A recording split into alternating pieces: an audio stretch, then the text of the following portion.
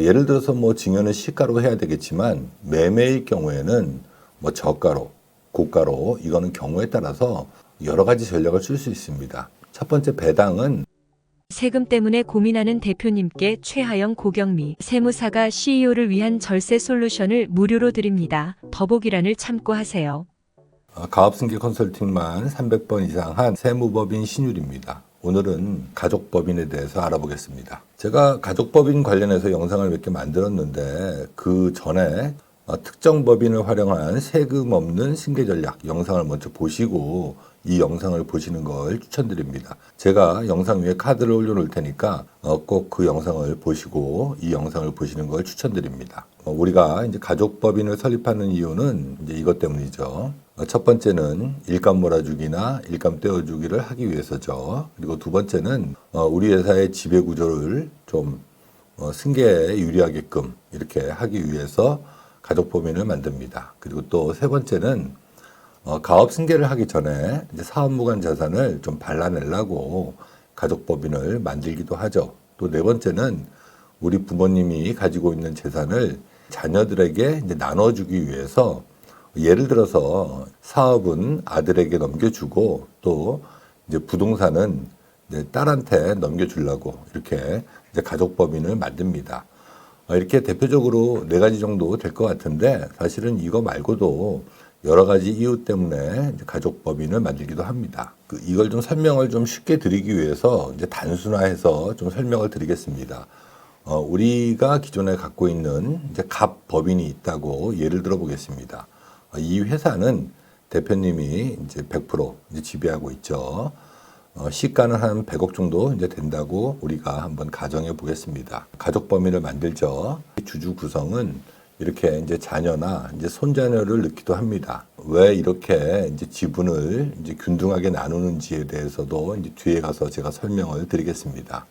일단 이렇게 이제 가족법인을 만든 다음에 자, 우리 그 대표님이 갖고 있는 이제 주식의 일부를 이제 가족법인에 이렇게 넘기죠. 자, 이렇게 되면 갑법인의 지분을 대표님이 98% 갖고 있고 또 가족법인이 2% 정도 보유하게끔 이렇게 구조를 짭니다. 자, 이렇게 하는 이유는 자, 이것 때문이죠.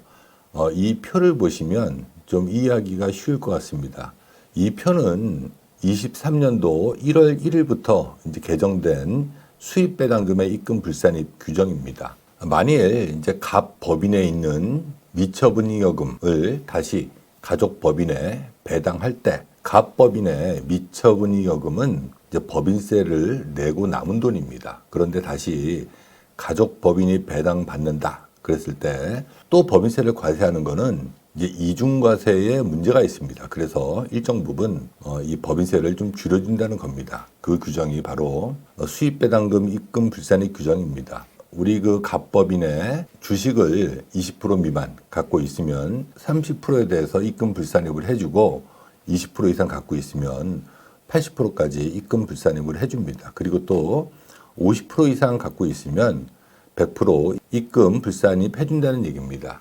자, 이게 무슨 얘기냐면 만일 이제 갑법인에서 이렇게 가족법인에 이제 배당을 할 경우에 표에는 한 2% 정도 이렇게 갖고 있죠. 가족법인이. 자, 이럴 경우에 1억을 배당했을 경우 우리가 배당받는 금액이 1억이지만 7천만 원에 대해서만 법인세를 과세한다는 거고 또 만일 20% 이상 우리 그 갑법인의 주식을 갖고 있으면 1억을 배당받았을 때 이제 80%가 입금 불산입률이니까 2천만 원에 대해서만 과세한다는 거죠.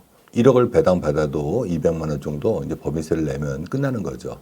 자, 이것 때문에 우리가 요새 들어서 더욱 가족법인에 관심을 많이 갖는 겁니다. 법인의 차등 배당을 하는 거죠.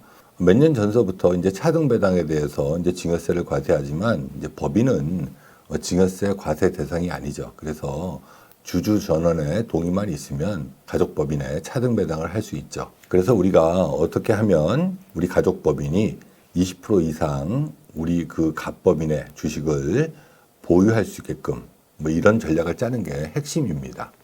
제가 단순하게 이렇게 갑법인에서 가족법인에 이제 배당하는 걸 말씀드렸는데 이 자산을 넘기는 거는 이제 배당도 할 수 있고 또 갑법인이나 이제 대표님의 개인 재산이나 주식을 증여도 할 수 있습니다. 그리고 또 증여받거나 이제 배당받은 재원으로 대표님의 주식을 또 매매로 가져올 수도 있죠. 제가 이렇게 세 가지 정도 단순하게 말씀드렸는데 이제 이때는 예를 들어서 뭐 증여는 시가로 해야 되겠지만 매매일 경우에는 뭐 저가로, 고가로 이거는 경우에 따라서 여러 가지 전략을 쓸 수 있습니다. 첫 번째 배당은 차등 배당을 통해서 가족법인에 이제 배당금을 몰아줄 수도 있죠. 그리고 두 번째 증여는 이건 당연히 시가로 해야 되겠죠.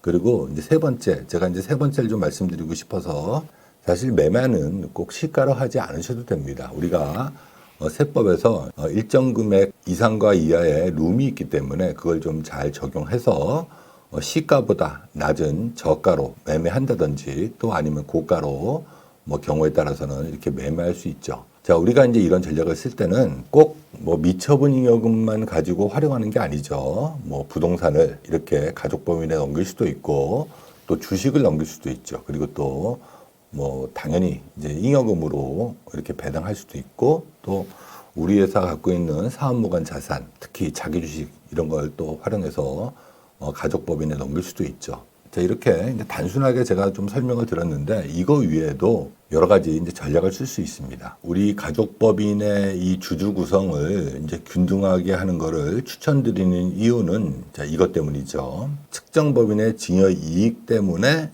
이렇게 균등하게 주주 구성을 하는 겁니다.